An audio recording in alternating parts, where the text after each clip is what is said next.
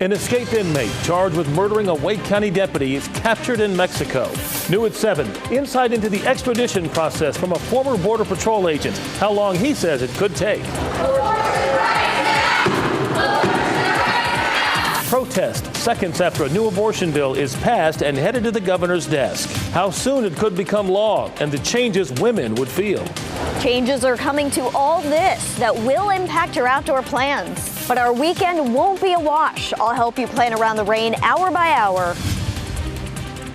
We are taking a live look at the North Carolina Legislative Building, and right now new abortion restrictions at 12 weeks are heading to the governor's desk. The bill cleared the Senate in the last 2 hours. Thank you for joining us. I'm Deborah Morgan. And I'm Gerald Owens. A veto fight is coming. House Republicans fast-tracked this measure in the last 2 days. Protesters erupted in the Senate chambers just moments after the Senate did the same thing. Abortion rights now! Abortion rights now! Abortion rights now! Senate will stand at ease. Sergeant at Arms will clear the gallery. That group was then escorted out of the building. WRAL state government reporter Travis Fain joins us now live from the Legislative Building with what's next. And Travis, this vote certainly is a big step in the process. What does happen from here? All right, so the bill has to be delivered to the governor. That'll happen tonight, tomorrow. I'm not entirely sure. But then the state constitution says he's got 10 days. He can decide to sign it, which he will not do. He will veto it. He'll send it back here to these chambers, the House and the Senate. The Senate will override that veto fairly easily based on the number of Republicans in that chamber. House will probably override it. The Speaker of the House says he has the votes to do it. It's a little tighter margin there, so it's not for sure. But we expect this to become law. So, Travis, if what we expect to happen does, do we know when this will take effect and what it'll look like? All right, so you got that 10-day time clock that has to churn off, and then the House and the Senate, they'll take time to override the vetoes. And if they need time to kind of whip votes and get people in shape, get them in line, that could take a little time. So we don't really know when that'll happen. But what the bill says, it's got a number of effective dates. Parts of it go into effect in June, July, parts of it in early October. So it's going to be kind of a staggered change. This is a complicated bill. It's 46 pages. And like you said, it rolled out 48 hours ago. Well, it was high emotion in the state Senate today, as we just saw, Travis. What has it been like for you to be there in the halls of the state legislature over the past couple of days? It's been a little more tense than normal. This is what's called crossover week, which it's a kind of a deadline in legislative politics. So it's really, really busy, an awful lot going on. So people are already a little stressed. And then just the tension of this issue. On the Senate floor today, there was a lot of raw emotion as senators, particularly women in the Senate, got up and talked about their own pregnancies, friends that they've had, family members they've had who've either had an abortion or had to make that decision. Really raw. A lot of people holding back tears at times and having to take a moment to compose themselves. This is just such a personal issue. And then when it gets reduced to 46 pages of policy, that becomes quite emotional. You have been following it all for us. WRAL state government reporter Travis Fain, thank you. You can find both sides of the debate along with details on exactly what is in the bill on WRAL.com. Coming up in just a few minutes, hear from a local legal expert about the criminal aspect of this new bill and the exceptions. Another big story today. This man accused of killing Wake County Deputy Ned Byrd is back in federal custody. Investigators arrested Alder Marine Sotelo in southern Mexico today, 2,400 miles away and 5 days after he escaped Piedmont Regional Jail in Virginia. A former U.S. Border Patrol agent tells WRAL getting him back to the U.S. will take a lot of coordination between the U.S. and Mexico. Investigators also say Sotelo used a getaway car arranged by his sister, who was also in custody. Not a timeline that you can put on it. It's just, basically getting the things laid out and both countries saying, hey, we're satisfied with what's going to happen with him once he's here, and then Mexico would turn him over. The FBI is still looking for that 2003 Ford Mustang. Well, when you look at a satellite radar image like this, you know, here it comes. New models are now giving us a clearer picture of just how much rain you may have to dodge this weekend. We're tracking showers for the 9th straight weekend in a row. Meteorologist Kat Campbell is in the WRAL Severe Weather Center. Kat, at least it doesn't look like we're going to have storms. Right. It doesn't look like it's going to be a washout for us or an intense rain. It's mainly light rain that we are tracking for your weekend. So let's take a look at your updated weekend forecast here. 74 tomorrow, partly cloudy. It's a beautiful day. Both Saturday and Sunday feature a chance for rain. Temperatures, though, trending warmer. Highs likely to climb into the 70s. Saturday's rain chances 30%. Sundays have gone up a little bit. 40% on Sunday, but at least Saturday's rain trending down in terms of our rain chances. So let's take a look at our hour-by-hour rain chances for Saturday. 20% in the morning, which is great news for the Komen race for the cure. Just a 20% chance for rain through about noon, and then that's when rain chances go up to 30%.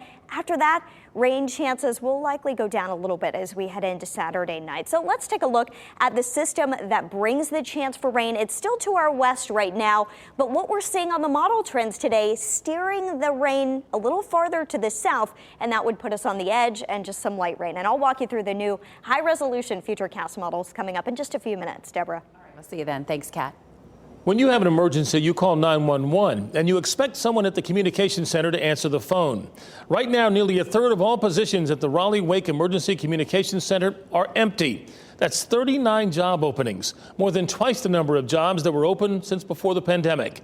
WRAL's Matt Tallhelm explains what the city is doing to fill those jobs and other positions to keep people safe. 911, what's the location of your emergency? Those are the first words you want to hear in life's worst moments. We want to treat every call like that could be our family member. Hello, this is Raleigh-Wake Dispatch. Dominic Nutter is director of the Raleigh-Wake Emergency Communications Center, where a staffing shortage is adding to the strain of an already stressful job. Of course, when we have increased vacancies, there is additional stress. Right now, the 911 center has 32 open call taker positions, and it's not alone. Vacancy rates are up across the board for police, fire, and emergency communications compared to before the pandemic. Just under 5% of public safety jobs went unfilled at the start of 2020. That vacancy rate more than doubled to just shy of 11.6% at the start of this year. And right now, 608 jobs are open all across city departments. It's a scary number, especially when you look at a lot of those are in public safety. A new public safety collaborative is bringing people together from different departments to address those workforce challenges. They identified leapfrogging as an issue. That's where new hires jump ahead of current employees in the pay scale. The city's responding to that with a proposed pay adjustment for 271 public safety workers in the upcoming budget. Having a new class of recruits is fantastic for the future, but we want to make sure that we're good right now too. So we want to take care of the people who have spent their time with us as well. The 911 center is making some headway in hiring. A record number, 382 people applied for just 12 spots in the next call taker training academy. It's someone who wants to make a difference in the community. That is the type person who needs to step forward. Raleigh City Manager has made it a top goal for this year to improve recruiting for public safety positions. We'll get a better idea of how the city plans to do that when the city manager presents her budget here to City Council in just a couple of weeks. Matt Tallhelm, WRAL News, Raleigh. Some progress tonight for a teenager stabbed multiple times at a school in Moore County. Her family says Avery Slatcher is a junior at Pinecrest High School. An update posted on her GoFundMe page says she has another surgery this week and at least one chest tube has been removed. Family says she is in good spirits. More than $73,000 has been raised with a goal of $75,000. As far as the investigation goes, another student is in custody in connection with the stabbing last week. Still ahead, some unwelcome visitors slithering their way into a Fayetteville woman's apartment, while she says her apartment has a serious snake problem. And 2 Chatham County students won a national award for creating an app. We'll hear what inspired them to create it.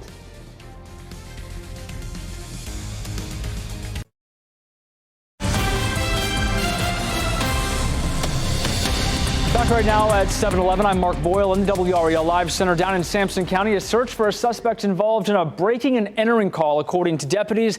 This is where it's happening right off of Goose Creek Circle. If you live in that area, we do have some video from the scene. Investigators say when deputies first arrived to that breaking and entering call, one of the deputies saw what he thought was the suspect leaving, started chasing the suspect. The deputy lost his footing and tripped, and a nearby resident thought that deputy was in distress, they say, and actually fired some warning shots to scare the suspect. The suspect got away and is in that wooded area right now, according to investigators. So they are setting up a perimeter.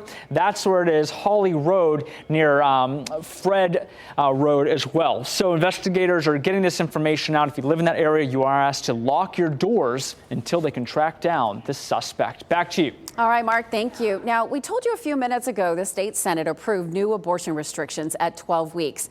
Maxine Eichner, a Graham Keenan Distinguished Professor of Law at UNC Chapel Hill, joined us now live to take a closer look at the legal implications here. Maxine, you just told me you've read all 46 pages of this bill, so let's talk about the legal aspects and perhaps go a different direction than some of our other coverage has been today. Can, for example, the woman who is pregnant get in trouble if they have an abortion after 12 weeks? This bill doesn't provide penalties for the woman. With that said, there are plenty of instances in other states where other criminal statutes have been used to charge a woman. So that could certainly happen, but not under this bill. You know, a lot of discussion yesterday in the House that I was listening to, especially from the Democrats. They were asking a lot about the sponsor of the bill. Will this bill be a chilling effect on doctors? You know, even if a case is very close, perhaps they will worry about losing their license if they go through with an abortion for a woman. I've spoken to a number of doctors about the language of this bill, and I think that that's a serious concern. What we have seen in other states is that medical emergency exceptions like ours, which are somewhat vaguely worded, make it risky for doctors to deliver abortions even when a patient is at risk. And because of that, women's health has suffered, and women's lives have been lost in other states. So, you know, coming back to our state here, and you talk a lot about what's going to be happening with doctors here. Is having some vagueness in the law actually positive for doctors because they can make their own arguments about why they did what they did? What a good question. I think the answer to that is no. What happens is that doctors are guided by lawyers like myself who assess risk. And who are anxious about that risk. And what that means is where there is uncertainty about whether an abortion can be delivered, that abortion tends not to be delivered. So much more that we still have to talk about this. We appreciate your legal expertise. Maxine Eichner, thanks so much for your time tonight. Thank you. And staying on the same topic here in the Live Center, we continue to get reaction from both sides, conservative and Democrat. Right now, a conservative response to this bill moving forward in the Senate. We can show you that on your screen right here. We've heard from different faith groups as well. Can we pull that up in the control room? There it is. So this is from NC Faith and Freedom. At NC Faith and Freedom, we see this bill as only the first step in a long process to ultimately make abortion unthinkable in our state. We will continue to encourage our lawmakers to override the veto. You can see it is an extremely impassioned conversation. It has become very political with both sides very fired up, and that will continue as this goes forward now on the governor's desk. Back to you. Yeah, the latest of many reactions. Mark, thank you. Bunk beds are being recalled because the slats that support the beds can break. 5 on your side's Keely Arthur tells us the recall involves twin bunk beds made by Walker Edison Furniture. They were sold online through Walmart, Home Depot, Amazon, and other major retailers.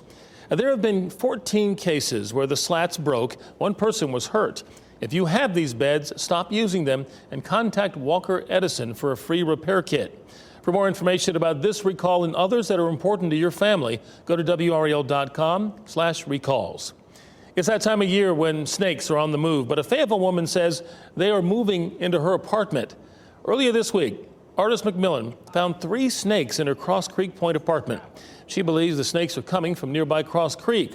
The family has torn the place apart looking for these snakes. They didn't find them. McMillan did take some pictures, but did not take pictures, but says she'll never forget what they look like. The snake was about this long. It was about that long, about that round, and they had black, like had a little black stripe on this side. I mean yellow. Had a yellow stripe like this and a little stripe like that on the neck. How is she going to sleep in that apartment? Anyway, apartment management put sulfur down today to keep the snakes away. If you find a snake in your home and just that animal won't leave on its own, contain it in a room and call an expert to remove it. 2 Chatham County students are congressional champions because of the app they created. WRAL's Destiny Patterson sat down with the students who say it originally started as a fun thing to do after school and turned into award-winning technology. Behind every video game are the masterminds who put it together, like these sophomores at the Chatham School of Science and Engineering. Initially, we started with just like a white square moving around the screen. As they learn more about coding, the white square quickly turned into a full-blown video game called Platformers. And our friends would play those levels, and they were beating them faster than we could make the levels. In the app, Brandon Cameron and Jack Triglianos gave the players the power to create their own levels. Every day, people would log in, see new maps that people had uploaded the previous day, and try and set a new fastest time or record on them. A couple of teachers saw it and said we should upload it to the Congressional App Challenge. It's a national initiative where Congress members host contests in their districts for middle and high school students. The goal is to inspire more students to pursue careers in computer science. We were very proud that it's a game that can self-sustain. In fact, you can log in, play the game, and create levels yourself. As more players create levels, it will continue to be updated. Destiny Patterson, WRAL News.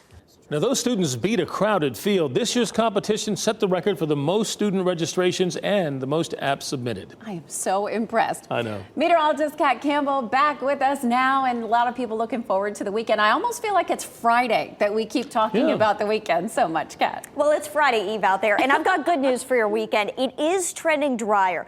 We still have rain chances, but overall, I think there's going to be plenty of dry hours mixed in. The forecast for the Race for the Cure only showing a 20% chance for rain. Certainly good news. Meteorologist Mike Mays is going to be emceeing the event, so be sure to swing by and say hello. By the time we get to the afternoon, that's when rain chances are at 30%.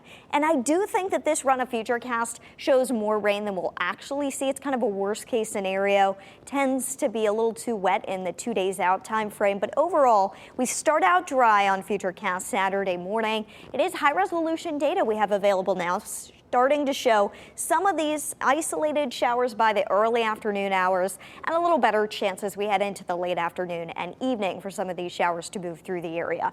Overall, though, it's not a big wave of rain that's going to move through and last all day. And one of the reasons it's trending drier for the weekend is this area of rain is getting pushed a little farther to the south. So we'll keep an eye on that potential. We do have another chance for rain, though, on Sunday. Again, it's scattered showers. High pressure is in control of our local weather right now. It's led to these beautiful evenings. And I've got to show you this picture, the Midway Fair happening in Tarboro. And William Manley, he's a local photographer. He sent a lot of really cool pictures in the past. This picture that he took out there, absolutely stunning for the carnival, the event in Tarboro. Just a beautiful evening. Tomorrow should be a nice day as well. Temperatures are going to be in the low to mid 70s tomorrow. And once we get to the weekend, we're likely to stay in the 70s. It's trending a little bit warmer. Next week, high temperatures likely to be in the 80s. It's going to be feeling more like summer. That comes with a little more humid air and the chance for some scattered summertime thunderstorms returning, but some drier air toward the end of the week.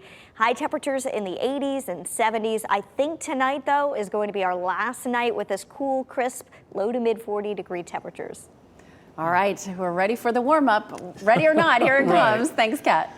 Coming up, it's almost the weekend, and we're helping you plan. We'll run through some fun things that you may want to do with your family coming up in this week's Out and About.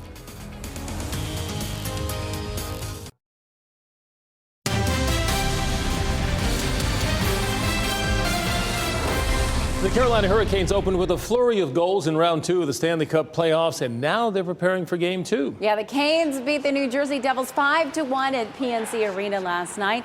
Head coach Rod Brindamore said today it was clear the rest and refocus helped the team. That also means the Devils' start will likely be much better in Game 2. After the first period, the game was very even. They might have had better opportunities than we did. We didn't really generate a ton after the first period, but so that's what's going on. I know they're just saying, forget about it, move on, and get to your game, and we've got to make sure we do the same. So Game 2 is tomorrow at PNC. The puck drop is at 8 p.m. Game 3 is Sunday at 3:30 p.m. That one is in New Jersey. Game 4 is on Tuesday, May 9th at 7 p.m., also in New Jersey. The first weekend of May is filled with festivals all across our area. WRAL lifestyle editor Kathy Hanrahan has Out and About's best bets for the weekend. It's all about ham and yam this weekend. The annual festival celebrates agriculture in Johnston County. There will be live music, country ham biscuits, and tons of sweet potatoes. The festival is Saturday from 9 a.m. to 6 p.m. on Front Street. Admission is free.